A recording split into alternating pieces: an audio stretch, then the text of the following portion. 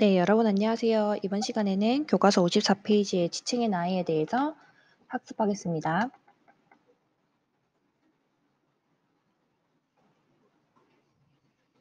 자, 우리가 숲을 가면 이렇게 크기가 작은 나무도 있고 크기가 큰 나무도 있죠. 어떤 것이 나이가 더 많을까요? 네, 일반적으로 크기가 큰 게 나이가 더 많고 그리고 이끼가 많이 낀 것일수록 나이가 많다는 것을 우리가 알 수가 있죠. 그래서 나무들을 비교를 하면 상대적인 나이는 우리가 바로 알 수 있지만 그 나무가 몇 살인지를 바로 알 수 있을까요, 없을까요? 네, 몇 살인지는 바로 알 수 없잖아요. 그러면 그 절대적인 나이는 우리가 어떻게 할 수 있을까요? 네, 맞습니다. 바로 나이테를 보면 알 수가 있어요. 나무를 잘라보면 나무가 나이가 들 때마다 이렇게 태가 하나씩 생기는데 이게 한 줄 있을 때마다 나이가 한 살이에요. 그러니까 이 나무는 엄청 나이가 많은 거죠.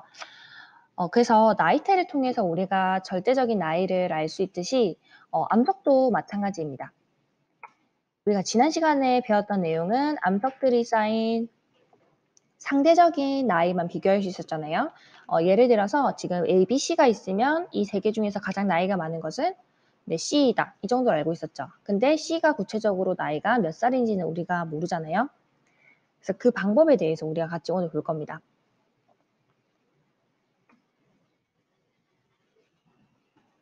자, 이것을 우리가 암석의 절대 연령이라는 말을 쓰는데요. 암석의 생성 시기를 수치로 나타낸 것을 바로 얘기하는 겁니다. 자, 먼저 작은 탐구를 한번 같이 보면 절대 연령을 구하는 원리예요. 자, 여기 그 색종이가 이렇게 있었는데 전부 다 빨간색이었거든요. 근데 이걸 뒤집으면 파란색이 되는 거예요. 전체가 지금 현재는 8cm입니다. 현재는 8cm인데 이게 한 번 가위질을 하면은 뒤집는 거예요. 반대쪽에 있는 거를 빨간색을 파란색으로. 그리고 다음에 한 번 더 가위질을 하게 되면 여기 남아있는 빨간색 중에서 다시 반을 잘라서 파란색 색종이로 뒤집어야겠죠. 그리고 가위질을 한 번 더 하게 되면 남아있는 빨간색 색종이에서 한 번 더 가위질을 해서 파란 색깔로 뒤집는 거예요. 자, 그래서 우리 지금 그래프로 한번 그리게 되면 어떻게 되는지 한번 같이 봅시다. 자, 맨 처음에 1회차에는 아무것도 하지 않았을 때에는 지금 8cm일 거고, 자, 한 번 자르게 되면 이게 몇 cm 남는 거예요? 네, 빨간 색깔은 이제 4cm 남게 되겠죠. 자, 그리고 두 번 잘랐어요. 4cm에서 이제 반이 남았겠죠. 그래서 2cm가 남게 되고, 자, 그리고 3회를 하게 되면 2cm에서 1cm, 1cm에서 0.5cm 이렇게 반으로 지금 길이가 줄어드는 것을 알 수 있습니다. 이렇게 우리가 볼 수 있겠죠. 지수함수, 적으로 지금 감소하는 것을 알 수가 있습니다. 자, 여기 밑에 보니까 3회에 남은 빨간색 종이띠의 길이는 처음 빨간색 종이띠 길이의 몇 퍼센트에 해당하는가?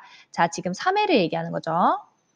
자, 3회 같은 경우에는 원래는 몇 cm였어요? 전체가 8cm였는데 8cm분의 지금 이제 1cm밖에 남지 않은 거죠.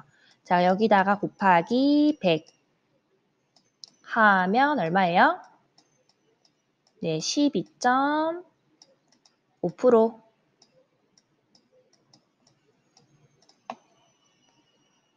만 남는 것을 알 수가 있겠죠. 자, 그리고 1회가 지났을 때에는 4cm가 되기 때문에 50%, 2회가 지났을 때는 25%인 것도 알 수가 있습니다.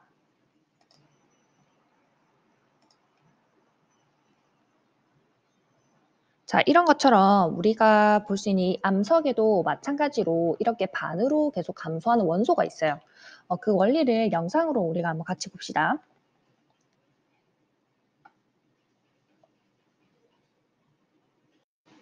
이렇게 반으로 감소하는 원소를 반감기를 갖는 원소라고 얘기를 하는데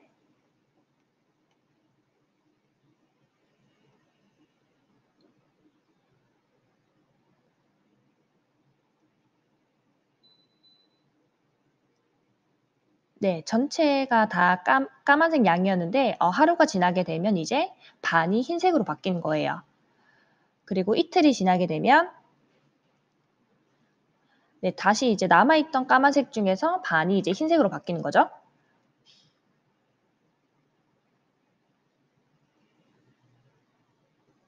네, 이제 시간이 많이 지나게 되면 전부 다 흰색으로 다 변하게 되겠죠. 네, 그래서 여기서 지금 보면 반으로 감소하는 식이 있죠. 이 양이 까만색 양이 흰색으로 반으로 감소하는 시기를 반감기라고 얘기를 합니다. 그게 바로 반감기가 하루였던 거죠, 여기에서는.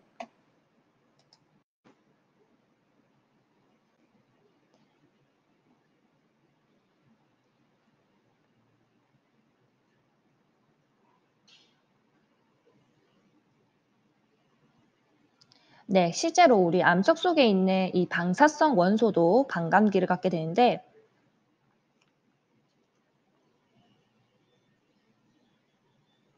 네, 지금 붕괴를 하게 되면서 점점 그 양이 줄어들게 되는 거예요. 반감기를 지나게 되면서.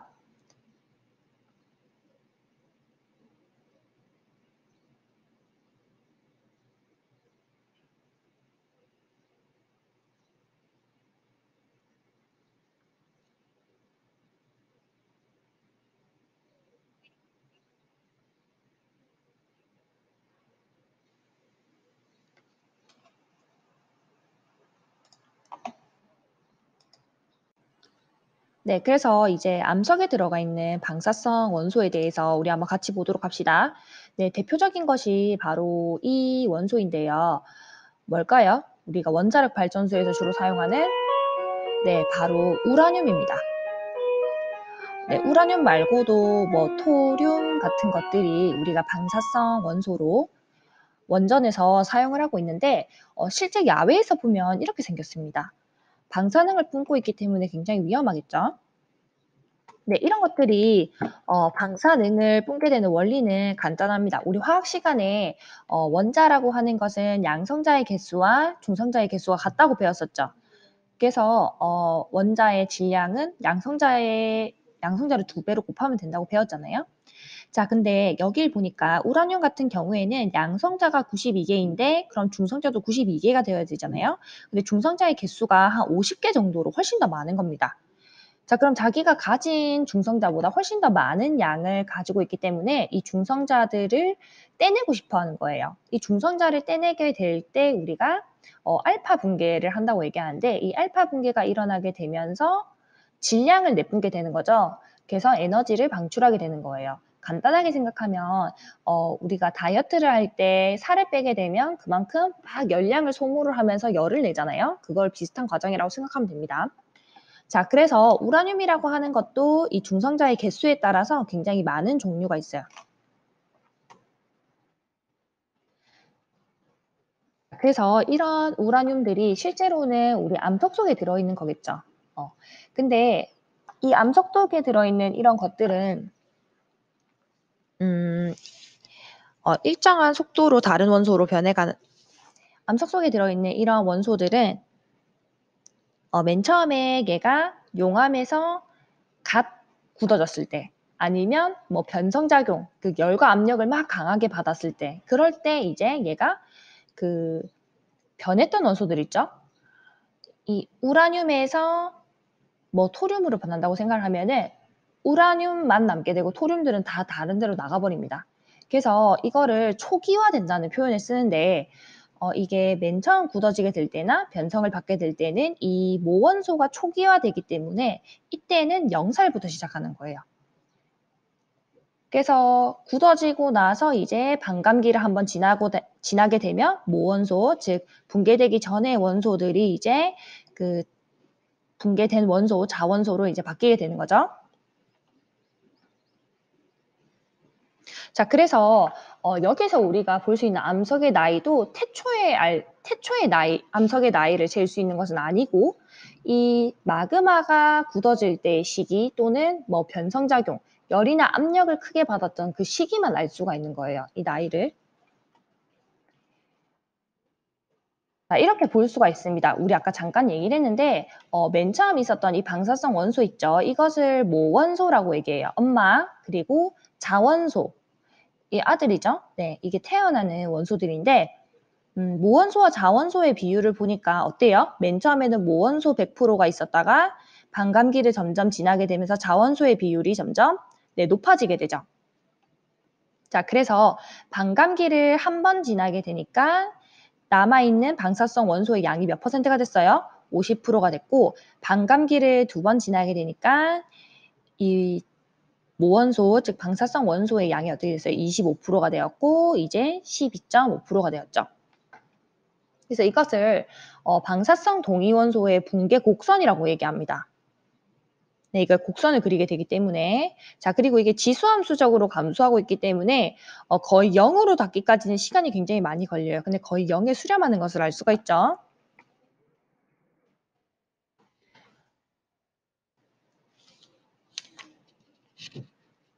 자, 그래서 여러분들 교과서 55페이지에서 여러분들이 잘 기억을 해야 하는 것은 원래의 방사성 원소를 모원소라고 하고 모원소가 붕괴하여 새로 생성된 원소를 자원소라고 한다. 그리고 이 모원소가 처음 양의 반으로 줄어드는 데 걸리는 시간을 반감기라고 한다. 이걸 꼭 기억을 해주세요. 자, 넘어가서 56페이지에 있는 탐구활동 한번 같이 보도록 합시다.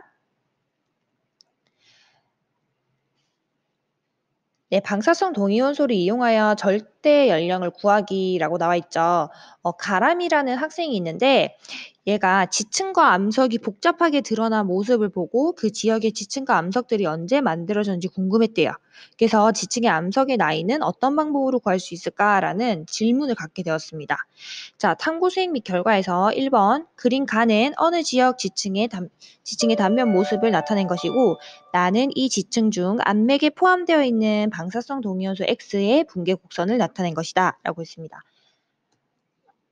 자, 먼저 보니까 가 같은 경우에는 우리가 이전 시간에 봤던 거죠. 자, 그리고 나 같은 경우는 이번 시간에 본 건데 이거 보니까 밑에 습곡 구조도 보이고 여기 부정압도 있고 그리고 암맥이 이렇게 관입한 모습도 볼 수가 있죠. 자, 그러면 우리가 먼저 지층의 생성 순서를 한번 같이 밑에다가 적어놓고 시작합시다. 자, 지층 누중의 법칙에 의해서 제일 먼저 형성이 된 것은 누구예요? 네, 그렇죠. 지금 1번, 2번, 3번, 4번. 근데 지금 위에 부정압이 있는데 암맥도 같이 잘려 있죠. 자, 그러면 1, 2, 3, 4 다음에 암맥 A가 간입을 했고 그 다음에 부정압이 형성이 되었고 그 다음에 5, 6, 7, 8, 9가 형성이 되었는데 그 위에 부정압이 또 있죠. 근데 암맥이 뚫지 못했죠. 부정압을. 자, 그래서 9번 다음에 암맥 B가 형성이 되었고 이제 부정압이 다시 형성이 되고 그 다음에 10, 11, 12, 13의 순이 되는 것을 알 수가 있습니다.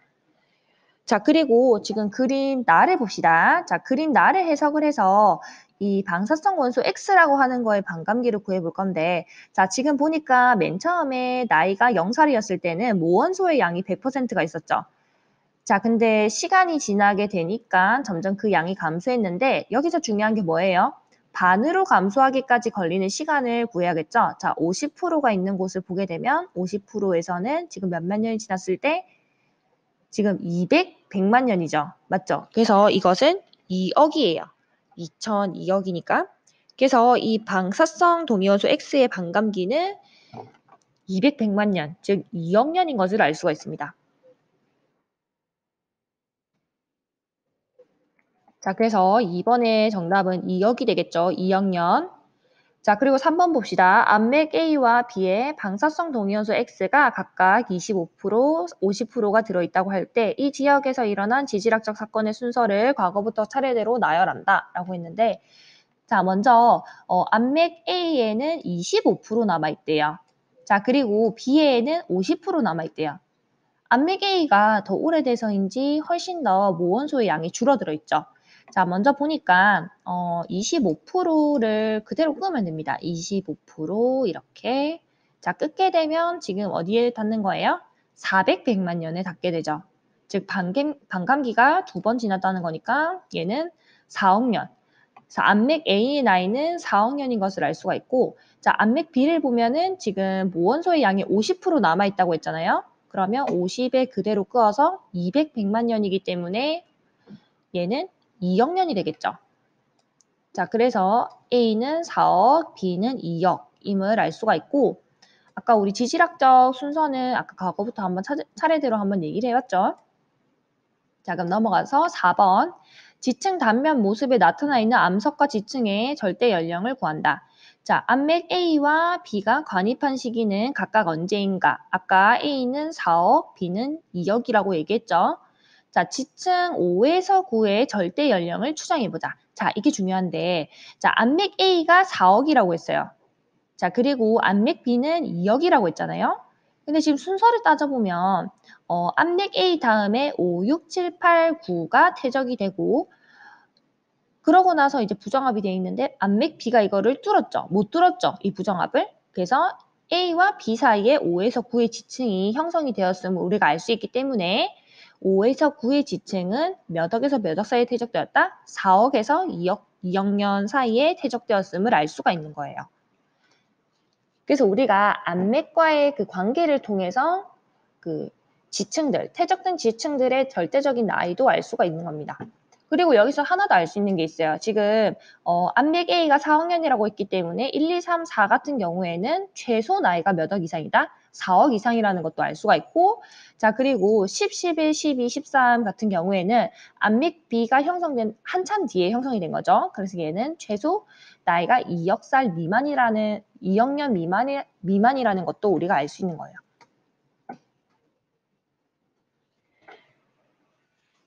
자, 그러면 이제 57페이지로 넘어가서 절대 연령의 활용에 대해서 보도록 합시다.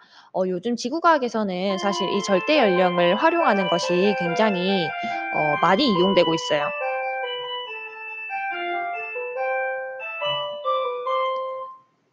이 방사성 원소를 이용해서 유물, 고고학적으로 이 토기들의 나이 같은 것도 비교를 하기도 하고, 아니면 외국에서는 그런 것도 하고 있다고 해요. 원전이 폭발하는 시기 있죠. 원전이 폭발하면 원전에서 나온 그 방사성 원소들이 막 있을 거 아니에요? 그 원소들이 그 지역 주변에 있던 도자기에 이게 붙게 되면 그 도자기를 통해서 원전이 폭파한 시기를 역으로 알 수 있다고 합니다. 그것 외에도 이 나이는 아닌데 이 방사성 원소를 이용해서 중국산 고추랑 한국산 고추의 그 탄소 함량이 차이가 있어요. 그런 것도 분석을 하기도 하고, 그래서 사실은 방사성 동위원소를 통해서 우리가 알 수 있는 것이 굉장히 많습니다. 자, 그러면 이 절대 연령에 측정되는 주요 방사성 동위원소와 그 반감기에 대해서 먼저 보면 가장 우리가 많이 사용하는 것이 바로 우라늄이죠. 우라늄 238과 235가 있는데, 자, 238 같은 경우에는 모원소의 반감기가 얼마예요? 45억으로 굉장히 길죠. 그리고 우라늄 235 같은 경우에도 반감기가 7억이에요. 자, 그래서 이런 것들은 굉장히 오래된 46억, 거의 지구의 초기죠. 지구가 생성되고 나서 그 직후 같이 굉장히 오래된 연령의 암석을 잴 수 있습니다. 자, 그리고 칼륨 같은 경우에도 칼륨도 아르곤으로 분개를 하게 돼요. 40칼륨, 그리고 얘는 반감기가 13억이고, 자, 루비듐 같은 경우에는 이런 애들은 화강암에 많이 들어있는 아이들인데, 얘도 스트론튬으로 분기를 하게 돼요. 자, 근데 여기서 좀 특이한 게 있죠. 지금 위에 있는 것들은 효과적인 연대 결정 범위가 46억까지 측정을 할 수 있잖아요. 즉 굉장히 오래된 것도 측정을 할 수가 있는데, 지금 밑에 있는 탄소 있죠. 이 탄소는 일반적으로 12잖아요, 질량이. 근데 얘는 중성자가 2개가 더 붙었습니다. 그래서 탄소 14예요. 14번 탄소는 베타 분계를 하게 되어서 얘가 질소 14로 변하게 되는데, 얘는 모원소의 반감기가 한 대략 6,000년, 즉 5,730밖에 안 돼요. 굉장히 짧죠. 그래서 얘는 반감기가 너무 짧기 때문에 너무 오래된 암석의 나이는 측정을 할 수가 없는 겁니다.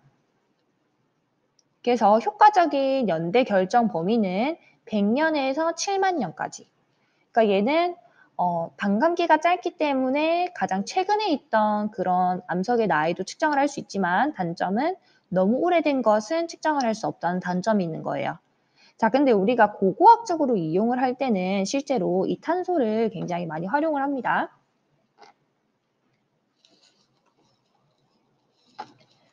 자, 그래서 이번 시간에는 여러분들 57페이지까지 한번 같이 봤죠? 다음 시간에는 58페이지 지지시대 환경의 생물에 대해서 같이 학습하도록 하겠습니다. 수고했습니다.